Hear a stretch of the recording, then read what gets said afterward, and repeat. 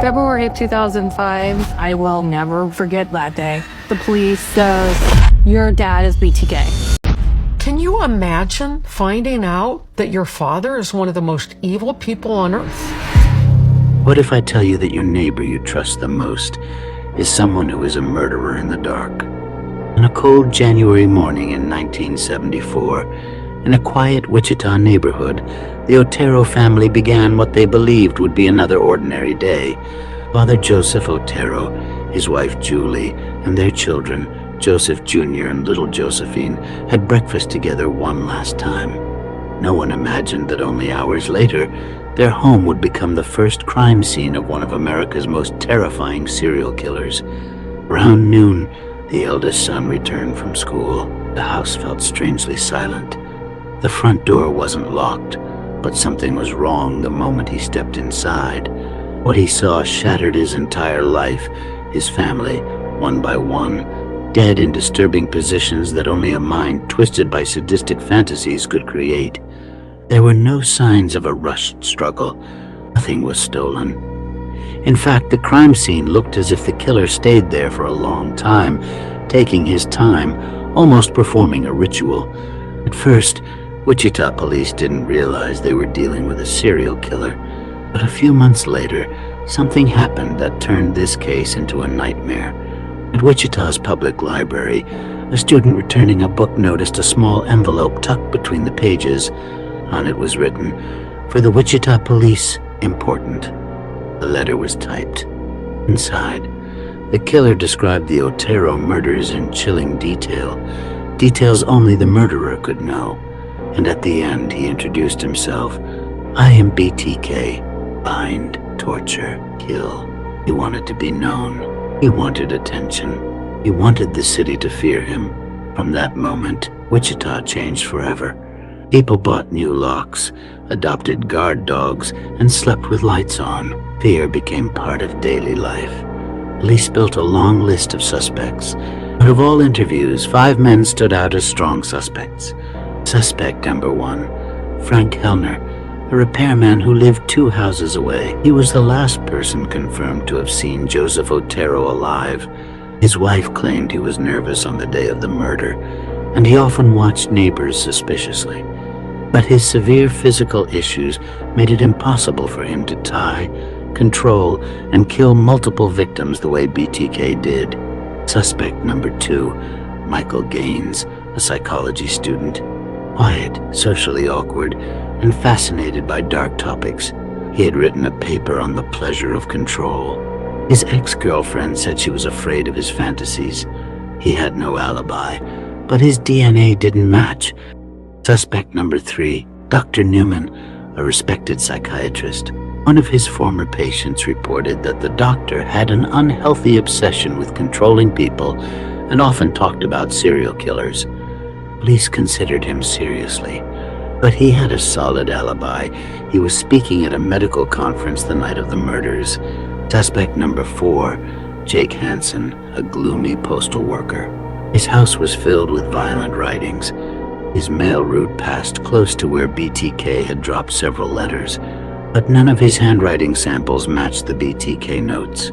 Suspect number 5, Bill Cummings, a school teacher and the most dangerous suspect in the early years. His wife said he disappeared at night. He knew rope techniques, taught outdoor survival, and had access to many potential victims. For months, police kept him under surveillance, but he never slipped. No hard evidence ever surfaced. Meanwhile, BTK continued killing. He stalked victims for days, studied their routines, broke into their homes, tied them with ropes, always the same style of knots, and killed them slowly, methodically, as if performing a dark ritual. And after each murder, he stayed in the house, sometimes leaving souvenirs, sometimes writing notes, always confident, always calm. His letters became more frequent. He played games with the police, sending poems, drawings, and detailed descriptions of his crimes to prove he was the killer. Each message was a taunt. Catch me if you can. Police wasted years chasing false leads. They arrested innocent men, interrogated half the city, and still had no idea who BTK really was. During the next years, 4 more women were murdered. Every crime scene carried the same signature: carefully tied ropes, precise control, no chaos. Police reached a chilling conclusion. The killer was someone with a normal life, someone who blended in, someone the city trusted. Then, in the 1980s, BTK vanished. No murders, no letters, nothing. Wichita began to breathe again. People assumed he was dead, in prison, or too old to kill. Police shelved the files, but BTK was still alive. And what would bring him back wasn't the urge to kill, it was his ego. 2004, 20 years later, a local newspaper published an article. Is BTK dead? Or was he always just a coward? One sentence. That was all it took. Weeks later, a new letter arrived. And this time, BTK made the mistake that would end everything. He asked police, "If I send you a message on a floppy disk, can it be traced? Tell me the truth." Police replied, "No, it's safe." He believed them. He sent the disk. Within minutes, detectives recovered the metadata. Last file had been saved on a computer in Christ Lutheran Church, and the username on the file was Dennis. They searched church records. There was only one Dennis in charge, Dennis Rader, a middle-aged father, former compliance officer, church council president, quiet man with a wife and 2 children, a man who would lecture neighbors about mowing their lawns properly. But when they compared his DNA to semen samples taken from the 1974 Otero crime scene, it was a perfect match. BTK had been hiding in plain sight for over 30 years. His arrest shocked the entire country. During interrogation, Rader confessed calmly, almost proudly, "I am BTK. I have always been BTK."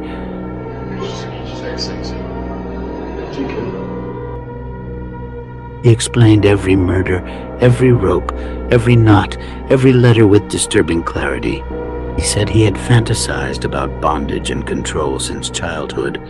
That killing made him feel like a god, that each crime was a project. And the most horrifying part, he truly believed he wasn't a monster. In 2005, Dennis Rader was sentenced to 10 consecutive life terms with no chance of parole. He is still alive today, serving his sentence, still writing letters, still trying to explain why he did what he did, still insisting people misunderstood him. But the truth is simple. He bound, he tortured, he killed, and he fooled an entire city for 3 decades. Verbal control, emotional control, coercive control, like when I was little, he snapped a belt at me when I was 4. Now we found out. Yeah, he took the belt off and he snapped it at me when I was 4 for doing something. And once he was arrested, we found out he had strangled Nancy Fox with a belt. Now we're talking about Harriman with a belt, that kind of stuff. Like, Dad literally took his belt off, strangled Nancy Fox, and then put the belt back on.